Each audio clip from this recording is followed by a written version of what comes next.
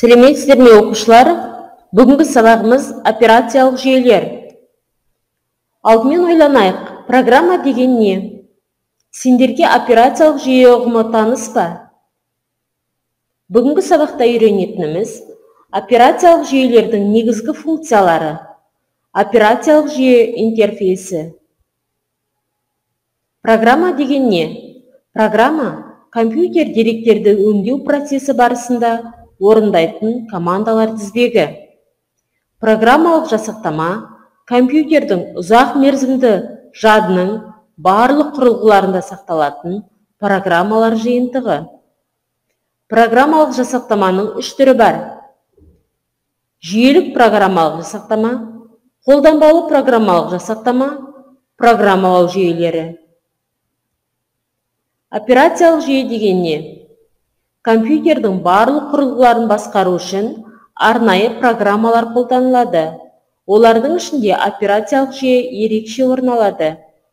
Операциялық жүйе компьютерлік құрылғылардың үздіксіз жұмыс істеуін ұйымдастыратын, компьютер жадын, процестерді, барлық программалық және аппараттық жасақтамаларды басқаратын базалық жүйелік программалық жасақтама.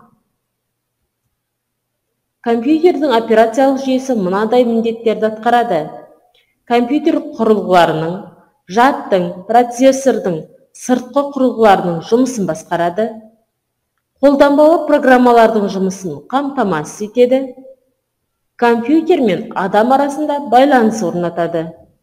Алғашқы операциялық жүйелерде командалық жол интерфейсі болды, себебі компьютерді басқару үшін командалар пернетақта арқылы енгізілді.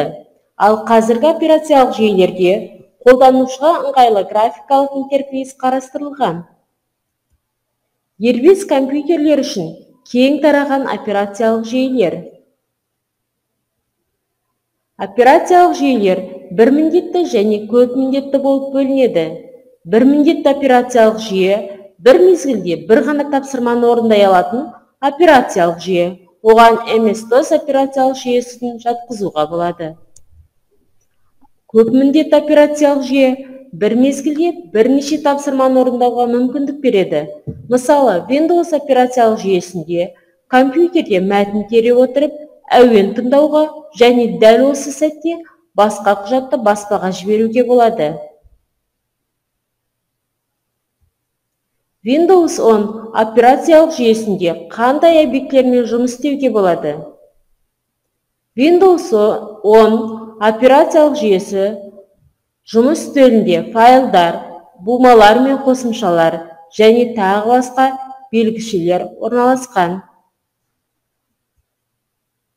Операциялық жүйелер тек компьютерге ғана емес, смартфондарға, планшеттерге, электронды кітаптарға және басқа да заманауи цифрлық құрылғылардың барлығына орнатылады. Мысалы, JOS, Android операциялық жүйелері. Microsoft компаниясы Windows операциялық жүйесінде үнемі жаңартып отырады. Балалар, енді сұрақтарға жауап берейік. Программа деген не? Программалық жасақтама деген не? Программалық жасақтама неше түрге бөлінеді? Операциялық жүйе деген не? Операциялық жүйе қандай міндеттер атқарады?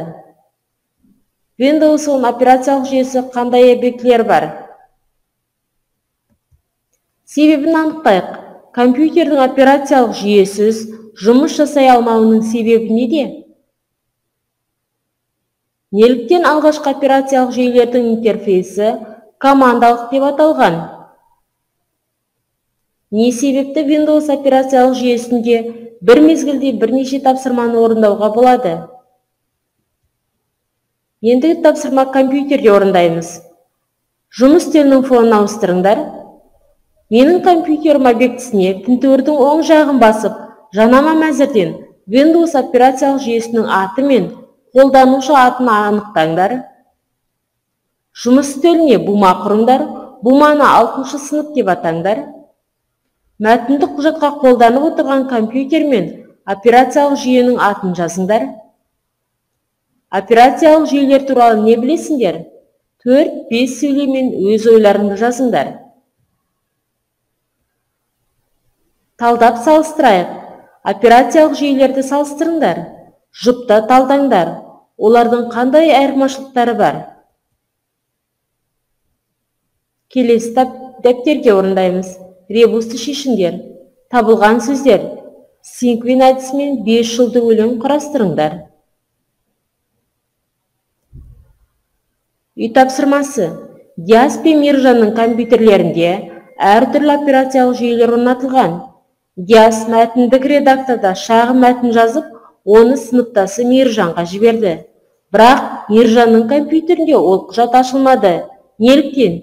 Себебін қалай түсіндірер едіңдер? Осымен балалар, сабағымызда ауа райы арқылы қорытындылайық. Сабағымыз аяқталды, сау болыңыздар.